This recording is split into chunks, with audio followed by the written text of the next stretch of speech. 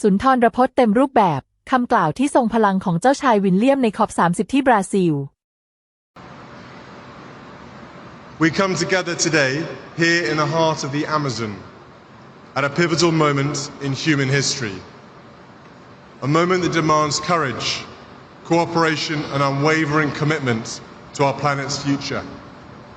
A future that belongs not to us, but to our children and grandchildren. I want to first express my profound gratitude to Brazil for welcoming us all to Belém. Over the last week, I've seen firsthand that your global commitment to environmental progress is not new. It's built on decades of bold action, visionary thinking, and shared purpose. From the Rio Earth Summit in 1992 to Brazil rapidly becoming a leader in renewable energy and sustainable agriculture, you have shown the world what climate ambition looks like. Just earlier this week, the vibrant city of Rio de Janeiro hosted the Earthshot Prize, a global initiative I founded to accelerate and spotlight the most innovative solutions to our planet's greatest environmental challenges. Many of these solutions are born in the global south. I want to add my thanks to the gracious hospitality of Mayor Eduardo Pez. The event was not only a celebration of ingenuity and hope, but a powerful reminder of what's possible when we lead with vision and courage. It was inspiring to witness such bold ideas from people all over the world come to life in a place so deeply committed to sustainability. And so as we gather here in Belém, 10 years on from the Paris Agreement, we are reminded of the extraordinary power of nations, communities, and individuals coming together to drive change. Where we unite behind shared purpose, we can scale and accelerate solutions that transcend borders, solutions that give us hope and fill us with optimism for the future. I have long believed in the power of urgent optimism, the conviction that even in the face of daunting challenges, we have the ingenuity and determination to make a difference, and to do so now. I grew up with my father, the King, talking about the power of nature and the importance of harmony in the natural world, a subject he has championed for over 5 decades. It's a privilege to also represent him here today, as well as everyone else who has championed this cause for so many years. All of us here today understand that we are edging dangerously close to the Earth's critical tipping points, thresholds beyond which the natural systems we depend on may begin to unravel. The melting of polar ice, the loss of the Amazon, the disruption of ocean currents. These are not distant threats. They are fast approaching and will affect every one of us, no matter where we live.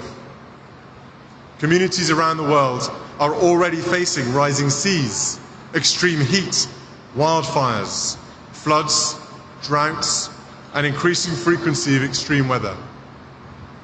We saw the disastrous impact of simultaneous floods, fires and droughts in Brazil in 2023. Just this year, I visited the Welsh town of Pontypridd with my wife Catherine, where the community is still recovering from devastating floods.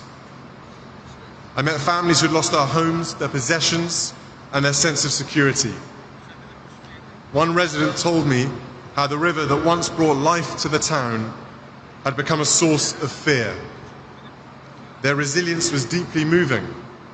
It was also a powerful reminder that climate change is not a distant threat.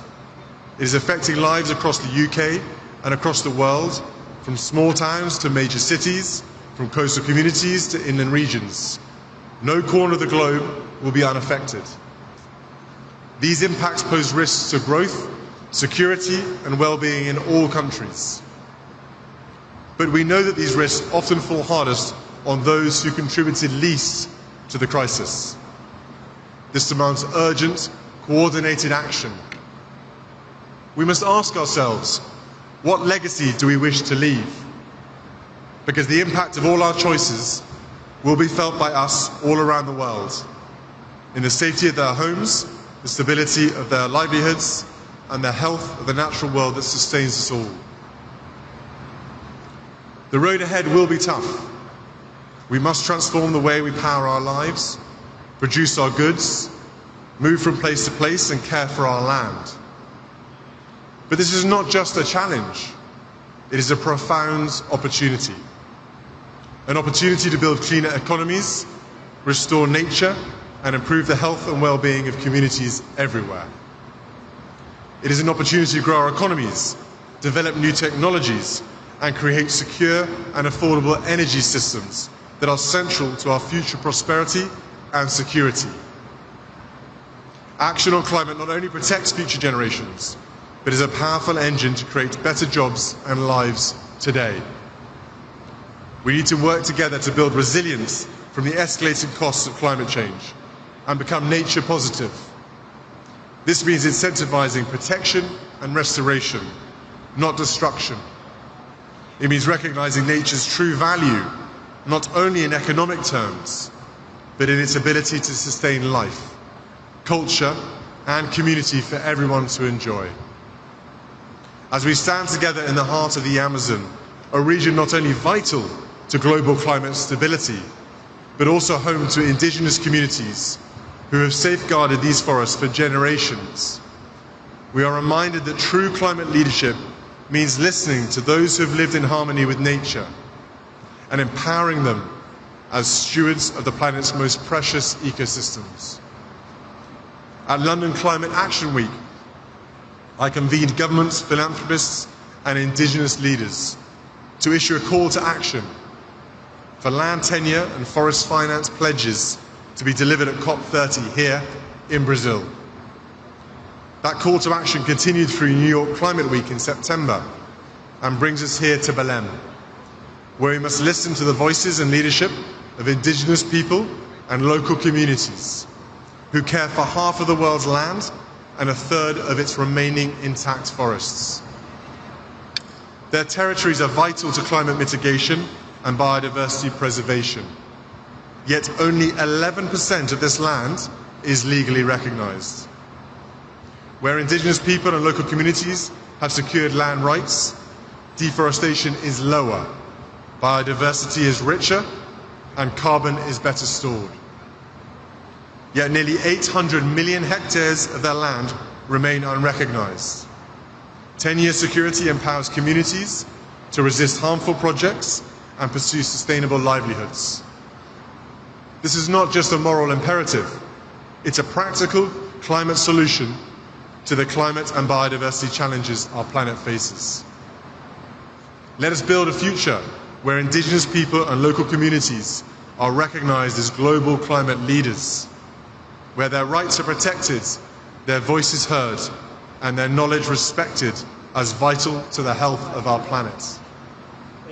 This week in Rio, I had the privilege of meeting representatives from indigenous people and local communities at events hosted by the Earthshot Prize and the Royal Foundation's United for Wildlife programme. Their connection with and tireless efforts to protect nature are nothing short of inspiring.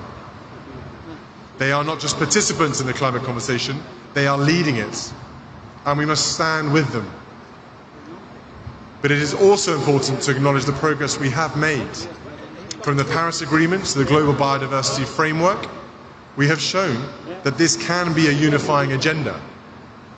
When nations come together, we can chart a course towards a more sustainable future. And the UK stands with you in this mission. The UK hosted COP26 commitment to halt and reverse forest loss and land degradation by 2030, signed by over 140 countries, was a historic alignment of global will and has already exceeded its target. Since then, the global goal on adaptation has been agreed, and the fund for responding to loss and damage has been operationalised so that resources can begin flowing to communities hit hardest by climate impacts. The COP26 Indigenous Peoples and Local Communities Forest 10-year pledge has already exceeded its target of $1.7 billion, with over $1.86 billion supporting strengthening forest communities. Climate finance is growing. Action is being taken on emissions. Renewable clean energy is expanding at record pace, creating thousands of new jobs and boosting economies around the world.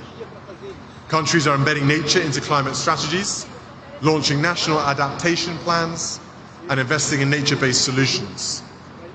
These are not just policies, they are lifelines. Brazil's proposal for the Tropical Forests Forever Fund is a visionary step toward valuing nature's role in climate stability. That is why it was an Earthshot Prize finalist this year. The initiative recognises that climate and nature must be addressed together, not in silos, but in synergy. The science is clear. We must go further if we are to secure a livable future for all, and we must go together. The time for partnership, protection and progress is now. We know what is at stake. We know what must be done. And we know that no country, no community, no individual can do it alone. Our children and grandchildren will stand on the shoulders of our collective action. Let us use these inspiring surroundings here in the heart of the Amazon to rise to meet this moment, not with hesitation, but with courage, not with division, but with collaboration, not with delay, but with decisive commitment. Let us honour the leadership of those who have long protected the planet, indigenous peoples and local communities, and walk forward together. Let us build a future where nature is valued and where every child inherits a world of prosperity, not peril. Let us rise to this moment with the clarity that history demands of us. Let us be the generation that turns the tide, not for applause, but for the quiet gratitude of those yet to be born. This here at COP30 is our moment. Let us not waste it. Our children and grandchildren are watching and hoping. Obrigado.